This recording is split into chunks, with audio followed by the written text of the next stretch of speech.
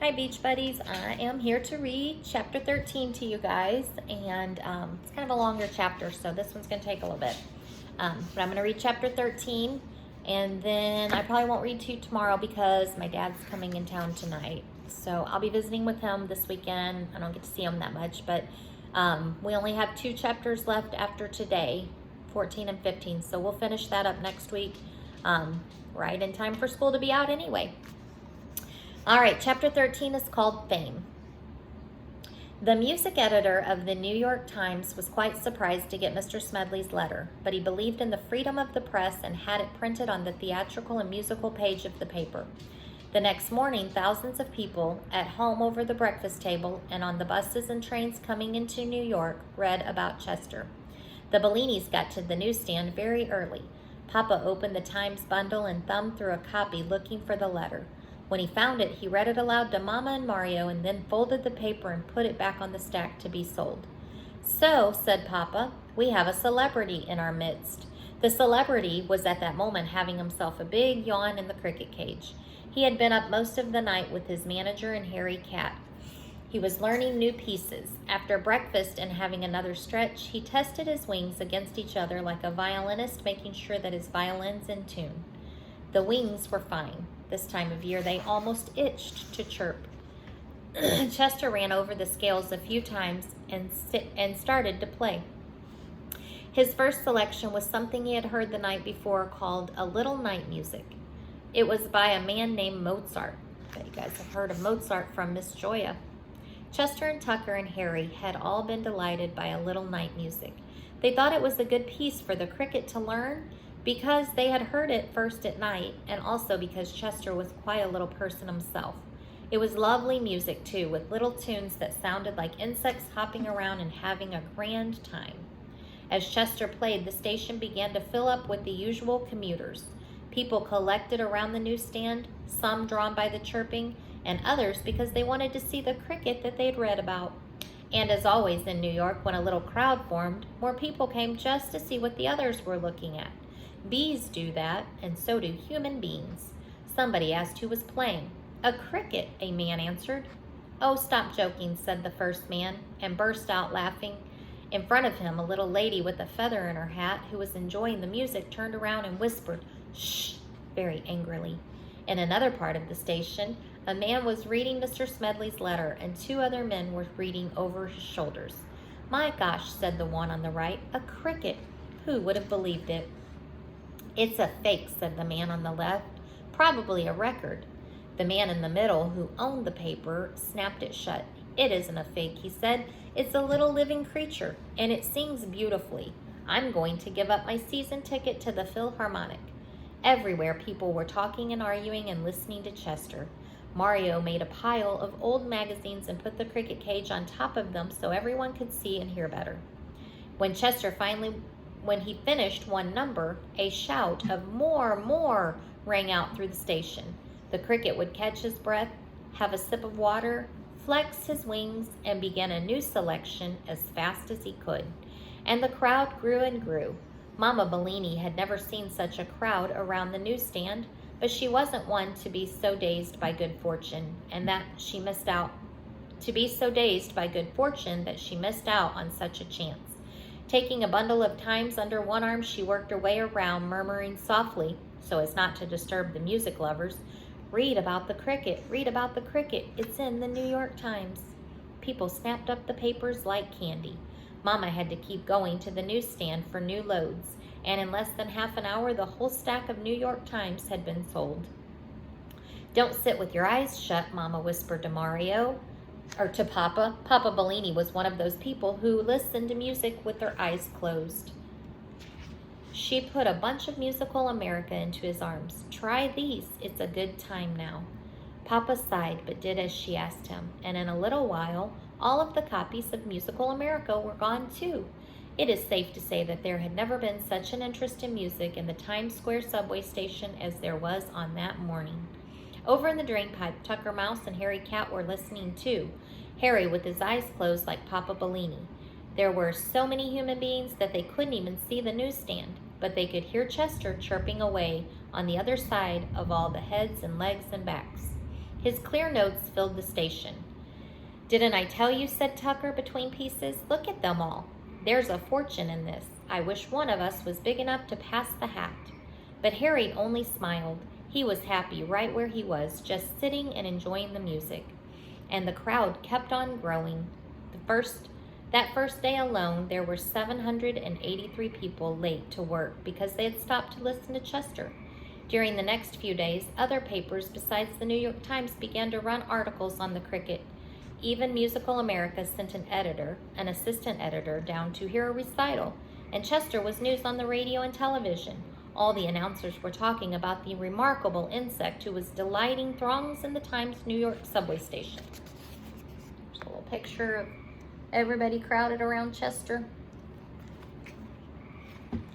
The Bellinis decided that the best time for Chester to play, the best times were early in the morning and late in the afternoon, since that was when the station was fullest. Concerts began at 8 and 4:30 and usually lasted an hour and a half, not including the encores. Businesses boomed at the newsstand. Mama made sure that extra loads of magazines and newspapers were delivered. But even so, by closing time, they had sold out completely. Mama Bellini, by the way, turned out to be the best friend a cricket ever had. At noon, she would rush home and fix Chester some delicacy for lunch, like a midget fruit salad or an entire vegetable dinner so small you could serve it on a silver dollar. Chester really preferred his mulberry leaves, but he ate everything so as not to hurt her feelings. Se Fong, who had seen Chester's picture in the paper, kept Mario supplied with leaves. He and the Chinese gentleman dug out 2 collapsible chairs from his attic and came uptown every day at 8 and 4:30 to hear Chester's new programs. Mr. Smedley was there at least once a day, too. He brought a tape recorder and made recordings of all of the new pieces Chester learned. And during the intermissions, there was always an intermission of 10 minutes halfway through the concert, he delivered short talks on musical appreciation to the audience. By Thursday, Chester Cricket was the most famous musician in New York City. But now, here is a strange thing. He wasn't really happy. Not the way he used to be. There's another picture of everyone staring at him. Why do you think Chester's not happy? Life didn't seem to have the fun and freedom it had before. For one thing, although he thought the glory was very nice, Chester found that it made you tired. 2 concerts a day, every day, was an exhausting program, and he wasn't used to playing on schedule.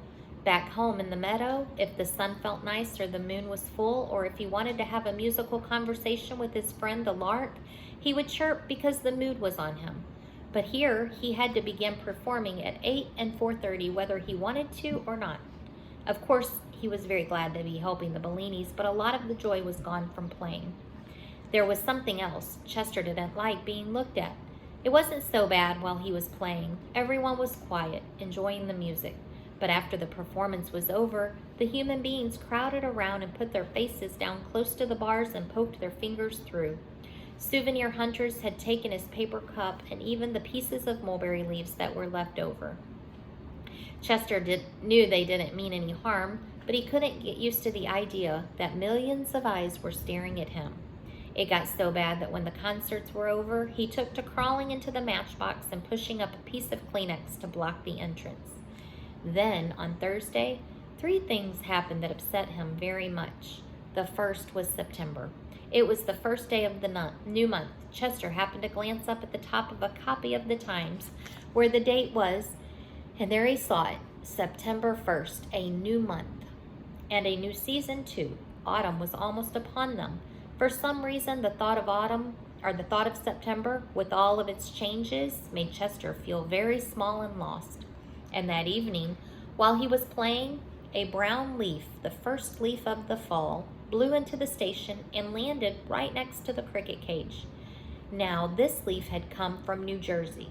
A playful gust of wind danced it over the Hudson River and up 42nd Street and whisked it down the subway entrance. Chester was in the middle of a song when the leaf came down. It was such a shock to see this little reminder of all that was happening in the country that for a moment he couldn't continue. But then he realized where he was and forced himself to go on. Mario was the only one who noticed the break in his playing. But the worst thing happened after the concert was over. Chester was leaning up against the matchbox when suddenly 2 fingers began to work their way through the bars of the cage toward the little silver bell. They weren't Mama's fingers or Papa's or Mario's. Chester knew the hands of the Bellinis. Somebody was trying to steal the bell. The cricket chirped in alarm just as the man was about to pull it down. Papa turned around, saw what was happening, and shouted, "Hey, what are you doing?" And the man disappeared into the crowd. Mama and Mario had been outside selling off the last of the day's papers.